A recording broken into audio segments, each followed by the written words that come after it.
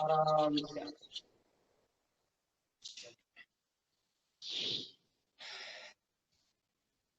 अब हम लोग प्राणायाम करेंगे सब जोशी जी। जी जी, अभी हमारे पास लगभग 28 मिनट का समय और है, तो इसमें प्राणायाम जितना भी करा सकते हैं वो करा दीजिए।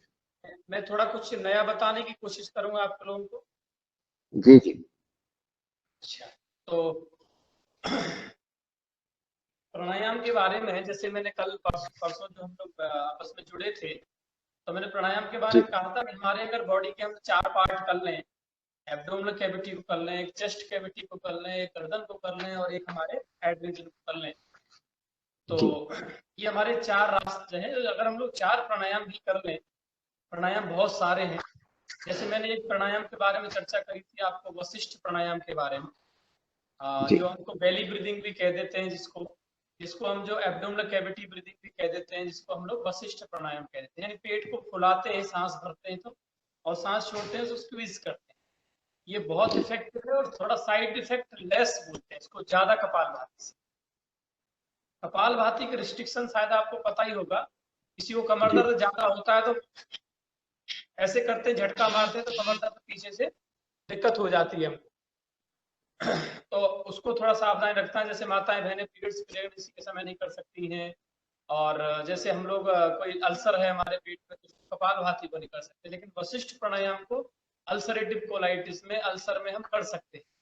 आप अल्सर समझते हैं, पेट में हमारे में घाव हो जाते हाँ घाव हो जाते हैं छोटे छोटे पेट में, आंतों में, तो दैट इज कॉल्ड अल्सर। तो हम लोग बार बार किसी घाव को छेड़ेंगे, जैसे हमारे समझ लो यहाँ हाथ में घाव हो रखा है, उसको हम छेड़ देंगे, बार बार लगेंगे तो वो ठीक नहीं होगा।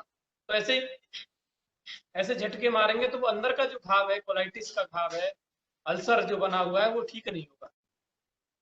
किसी किसी का क्या होता है, बीपी हाई रहता है, बीपी अक्सर लोगों को, तो बीपी भी सूटअप कर जाता है कपालभाति को। लोग सोचते हैं बीपी, मैं तो कपालभाति कर रहा हूँ, प्राणायाम कर रहा हूँ, तो बीपी कैसे सूट कर गया मेरा। तो प्राणायाम किसी किसी को कपालभाति से बीपी भी सूट करता है, लेकिन जब वशिष्ठ प्राणायाम हम लोग करते हैं तो हमारा जो बीपी भी है वो सूट नहीं करता है। ये एक फायदा है इसका। कमर दर्द हमारा नहीं बढ़ता है, अल्सर हमारा नहीं होता है। और सबसे बड़ी खास बात क्या है कि अगर हम लोग इसको स्क्वीजिंग के साथ करते हैं, पुरुषों की बहुत बड़ी समस्या है प्रोस्टेट की समस्या। आज भारत में बहुत मात्रा में प्रोस्टेट, पुरुषों को 40-45 के साल ही बढ़ जाता है। तो उसको हम करते हैं तो प्रोस्टेट का इलार्जमेंट है, पीएसए लेवल बढ़ जाता है, तो उसको डॉक्टर लोग कैंसर में कन्वर्ट कर बोल देते हैं, कैंसर हो गया। इसके लिए बहुत फायदा है। तो मैंने एक वशिष्ठ प्राणायाम आपको बताया था, इसके बारे में बहुत डिटेल भी है, लेकिन मोटा मोटी समझ ले कि जिनको कुछ थोड़ा प्रॉब्लम किसी दिन हुआ करे कि भाई आज माताओं बहनों को पीरियड प्रेगनेंसी का कोई मतलब इस तरह कोई प्रॉब्लम है, या किसी को बैकएक ज्यादा है, किसी को बीपी सूटअप कर रहा है, कहीं ना कहीं कुछ गड़बड़ है, तो वो वशिष्ठ प्राणायाम को थोड़ा सा ध्यान करके एक बार करके देखे, बड़ा आनंद आएगा। जल्दीबाजी नहीं करना है, बस टेक्निक ध्यान रखना है बस। दूसरी चीज, हमारी एक चेस्ट कैविटी है, यहाँ हमारे क्या 2 ऑर्गन्स है, एक हार्ट है और 2 लंग्स है। यहाँ पर हार्ट हमारा यहाँ होता है, ये हमारे लंग्स फेफड़े होते हैं, और पीछे तक होते हैं फेफड़े। इनमें बोलते हैं जैसे अंगूर के गुच्छे जो होते हैं, ऐसे ही हमारे उसमें एल्वलाइज होती है। Alveoli means where the oxygen and carbon dioxide exchanges, मतलब गैसों का एक्सचेंज होता है। ऑक्सीजन हमारे अंदर चली जाती है, ब्लड में हीमोग्लोबिन हो जाता है, ऑक्सी हीमोग्लोबिन हो जाता है। आपको शायद इसकी मैकेनिज्म पता नहीं हो। पूरे शरीर में जो हमारे ब्लड दौड़ रहा है वो लगभग 1,00,000 किलोमीटर ब्लड वेसल्स हैं। कितना है? 1,00,000 किलोमीटर अबाउट, यानी पूरी पृथ्वी का अगर हम लोग चक्कर लगाएं तो 2 से 2.5 चक्कर पृथ्वी का लगा सकते हैं। इतने हमारे शरीर में ब्लड वेसल्स हैं। ब्लड वेसल्स जैसे पानी की पाइपलाइन में ब्लड पानी ट्रेवल करता है, ऐसे हमारे उन नलियों में खून ट्रेवल करता है। उनको आर्टरीज, वेन्स, कैपिलरीज, इस वेन्यूल्स, इस तरह से नाम देते हैं। बहुत बाल से भी सूक्ष्म होती है। बाल तो हमको दिखाई दे रहा है, हमारी सेल सूक्ष्म आंखों से दिखाई नहीं देती, उस सेल को भी वो आर्टरी ब्लड की सप्लाई कर रही होती है। ब्लड में ही सारा कुछ, जैसे ऑक्सीजन का है, विटामिन है, मिनरल्स है, सब कुछ ट्रेवल करता है। तो वो पूरा ब्लड जो हमारे शरीर का एक बार हमारे हार्ट में आता है, हार्ट उसको पंप करके लंग्स की तरफ भेजता है, फेफड़ों की तरफ। तो फेफड़ों में क्या होता है, ऑक्सीजन और कार्बन डाइऑक्साइड का एक्सचेंज होता है। अब कार्बन डाइऑक्साइड सांस के साथ बाहर निकल जाती है, ऑक्सीजन को उस ब्लड अंदर अपने एब्जॉर्ब कर लेता है हीमोग्लोबिन के माध्यम से। तो वो हमारा ब्लड कैसा हो जाता है, ऑक्सी हीमोग्लोबिन हो जाता है, ऑक्सी हीमोग्लोबिन। तो उस ऑक्सी हीमोग्लोबिन ब्लड को लेकर के, यानी वो प्यूरिफाइड हो गया, ऑक्सीजन मिल गया, इधर हमारी दोनों किडनियों ने उसको फिल्टर कर दिया, तो फिर वो हमारा जो हार्ट में उसको फिर वो पंप करता है दोबारा से। हार्ट इज लाइक जो ना आपकी छत पर जैसे होती है ना टंकी पानी की होती है, उसमें पानी जा रहा होता है, फिर उसकी सप्लाई होती है बहुत सारे घरों में। सेम हमारा हार्ट क्या करता है, सप्लाई भी देता है। तो वो पूरा हमारा ब्लड क्या होता है, हमारे पूरे बॉडी में सप्लाई होता है। किससे, आर्टरीज और कैपिलरीज के माध्यम से। आप थोड़ा एनाटॉमी फिजियोलॉजी अंदर पढ़ेंगे पूरा, तो आपको पता चलेगा कितनी यूनिक बॉडी भगवान ने हमारी बनाई। तो हाँ, कुछ अगर लोग कर सके, थोड़ा मैं मैकेनिक्स समझा रहा हूँ, आप कपाल भाती करते रहे। तो ये कहने का मतलब है, ये हमारे हार्ट कैविटी है जो, इसमें हमारे जो फेफड़े हैं वो बहुत काम के हैं। और जो आजकल जो समय पे कोरोना जिनको चल रहा है, जो कोरोना कोरोना हल्ला जो मच रहा है, वो रेस्पिरेटरी ट्रैक से संबंधित ही रोग है। वो लंग्स पर ही हमारे प्रभाव डालता है। कोई एक वायरस है छोटा सा, वो वायरस म्यूटेड होता है। म्यूटेड मतलब 1 से 2, 2 से 4, 4 से 6, 10, 20, 50, 100 ऐसे होता चला जाता है। और वो क्या करता है, हमारी जो सांस नलियां हैं उनको वो ब्लॉक करता जाता है धीरे धीरे। जब सांस नलियां ब्लॉक हो जाए तो हम सांस नहीं ले पाएंगे। तो वहां जो हॉस्पिटल लोग क्या कर रहे हैं, वो ऑक्सीजन के सिलेंडर पर उनको डाल रहे हैं, क्या कर रहे हैं, वो वेंटिलेटर पर डाल रहे हैं, ऑक्सीजन की सप्लाई दे रहे हैं। लेकिन हम जब ब्रीदिंग अच्छे से करते रहेंगे, प्राणायाम करेंगे, डीप ब्रीदिंग जैसे भस्त्रिका प्राणायाम हम ये करेंगे, तो हमारे लंग्स अच्छे से खुले रहेंगे पहले से ऑलरेडी। तो खुले रहेंगे तो ऑक्सीजन की हमारी सप्लाई और पर्याप्त रहेगी। तो हमको ना किसी ऑक्सीजन सिलेंडर की जरूरत पड़ेगी, ना वेंटिलेटर की जरूरत पड़ेगी। नेचुरल हमारा वेंटिलेटर ऑक्सीजन सिलेंडर। तो ये हमारे एक प्राणायाम अगर हम लोग लंग्स के लिए कर लें, तो इसका बहुत सारी अच्छा तरीका है भस्त्रिका प्राणायाम करने का। तो ये आज हम लोग थोड़ा भस्त्रिका प्राणायाम में अपनी टेक्निक से आपको कराता हूँ। तो सब लोग वशिष्ठ प्राणायाम आप उस दिन कर चुके थे। ये वायु मुद्रा है, देखें सब लोग, आप देख लें, ये वायु मुद्रा है। और किसी को हार्ट की प्रॉब्लम है तो अपान वायु मुद्रा, ये अपान वायु मुद्रा, इसको हृदय मुद्रा भी कहते हैं। जिनको हार्ट की प्रॉब्लम है वो इसको ज्यादा लगाया करें। ऐसे रख लेंगे, आंखें अपनी बंद करेंगे और धीरे धीरे सांस भरेंगे। ऐसे नहीं करेंगे जल्दी जल्दी, बहुत धीरे धीरे सांस भरेंगे पूरा फोकस के साथ। धीरे धीरे छोड़ेंगे,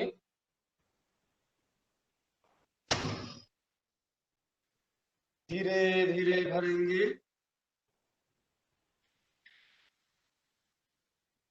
यस, भस्त्रिका प्राणायाम आप करते रहे सब लोग, मैं सुनाता जाऊं तीव्र गति से, क्योंकि हमको थोड़ा सा मैकेनिज्म को समझना पड़ेगा। प्राणायाम हम लोग कर रहे हैं, यूट्यूब पे देख के कर रहे हैं, या कोई ऐसे करके देख रहे हैं, उसमें गलतियां बहुत हो रही हैं आजकल। तो हमारे बीपी को लोग बढ़ा रहे हैं, जिसपे माइग्रेन बढ़ जाता है अगर तीव्र गति से भस्त्रिका प्राणायाम करेगा कोई। किसी को माइग्रेन है तो याद करें वो तीव्र गति से भस्त्रिका बिल्कुल ना करें। किसी को दमा अस्थमा है, किसी को टीबी है, किसी को ब्रोंकाइटिस है, किसी के लंग्स कमजोर हैं, वो बिल्कुल भी, और जो बुजुर्ग हैं, छोटे बच्चे हैं, वो इस गति से करें। धीरे धीरे भरें, धीरे धीरे छोड़ें।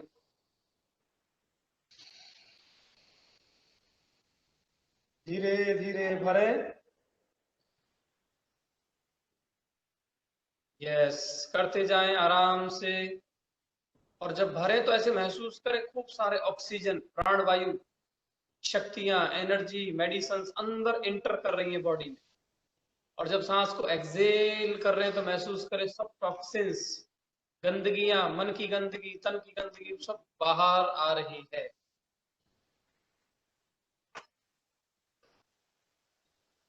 इन पर बैठ करके रीढ़ की हड्डी सीधी नहीं होती, वो इसको लेट करके भी कर सकते हैं। सारे प्राणायाम लेट की जा सकते हैं, कोई दिक्कत नहीं है।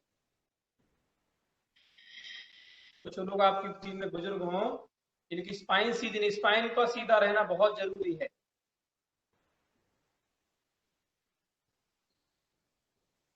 धीरे धीरे भरें, छोड़ें।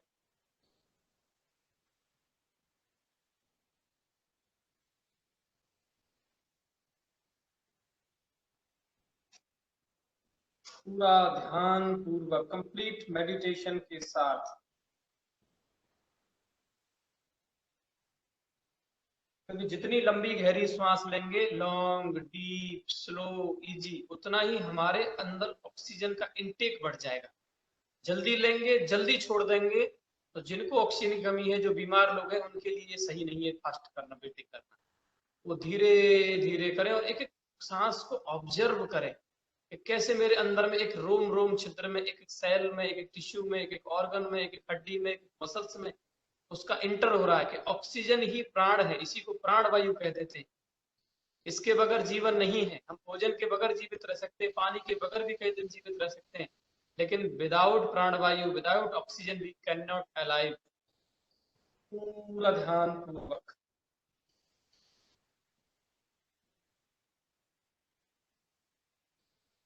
खूब लंग्स को धीरे धीरे भरें।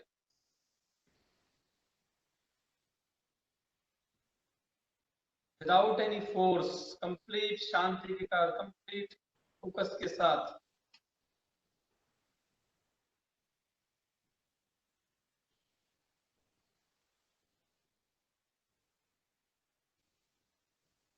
सांस छोड़ रहे हैं तो उसको देखो, जाने दे, मन की आंखों से इसको देखें।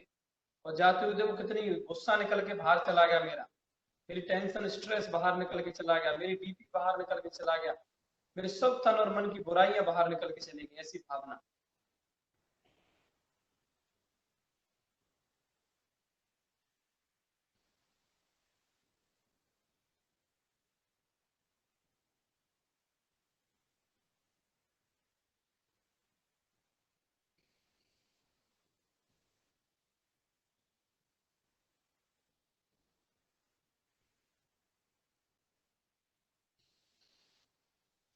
और पूरा ध्यान पूर्वक,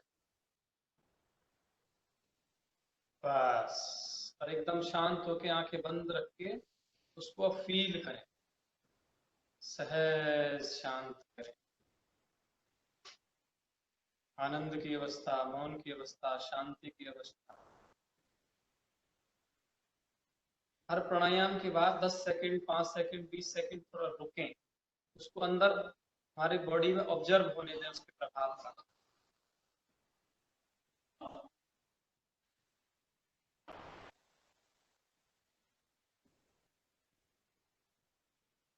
धीरे धीरे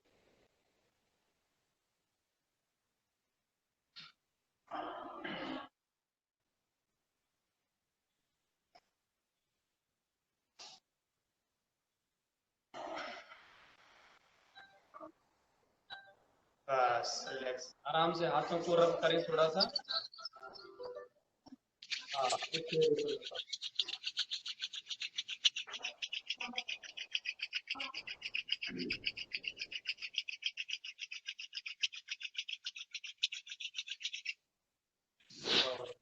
आराम से आंखें खोलें। तो कपालभाति एब्डोमिनल कैविटी के लिए हो गई।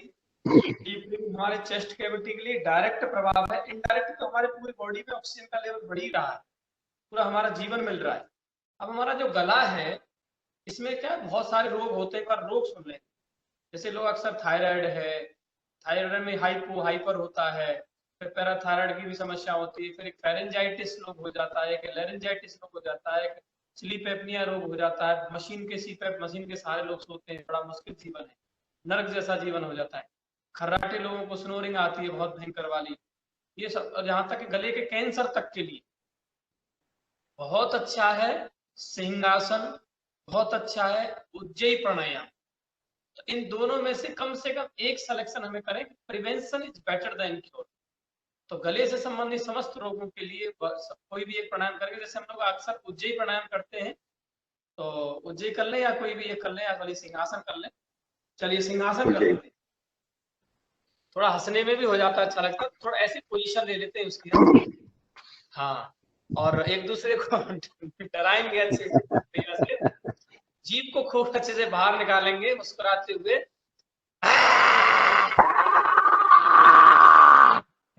दोनों बहुत देखना होता है, दोनों